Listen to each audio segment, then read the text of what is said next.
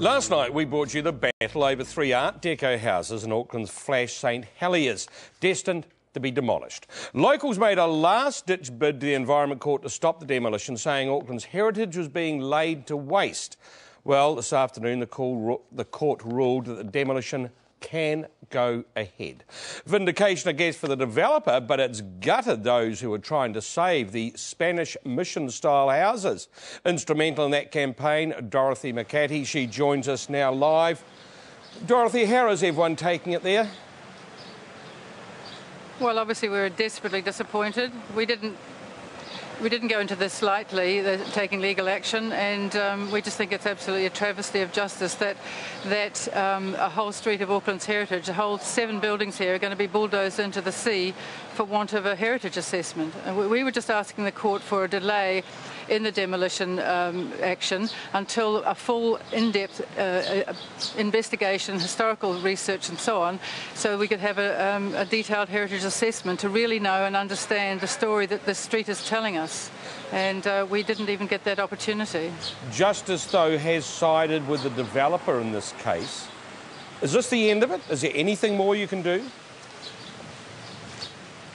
Well, we think it's probably the end.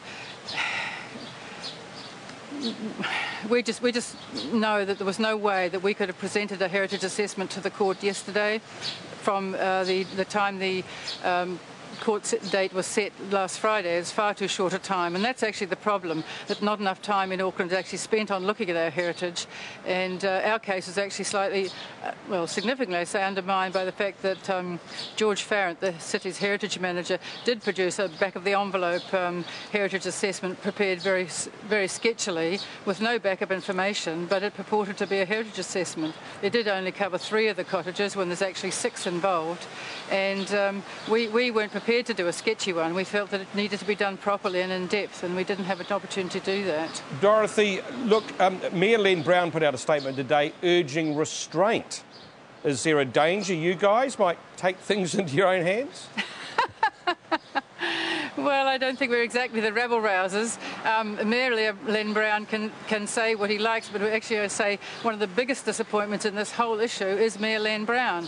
We have been down here, thousands of hours have been put in in the background and on the street, people organising, actually setting up the incorporated society, etc. And Mayor Len Brown has not given us 1 single minute of his time, and I was under the impression he was actually the mayor of all of Auckland.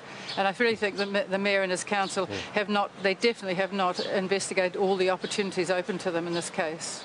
Dorothy, when do you expect the bulldozers there, and can you actually bear to watch it? Not really, but we've been here, you know, really lived and loved these houses, and it's the whole thing about St Heliers. It's the death of St Heliers, this street going, no question about that. We're going to be chili bin boxes from one end of St Heliers to the other, and, you know, people will be here to see them demolished. We were told by the developer's lawyer that they would be starting demolition immediately, but in fact nothing has happened today. Maybe they're just out there breaking out the bolly.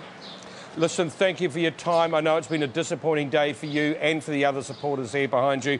Dorothy McHattie from Save Our St Heliers. We appreciate you joining us. Okay, thank you.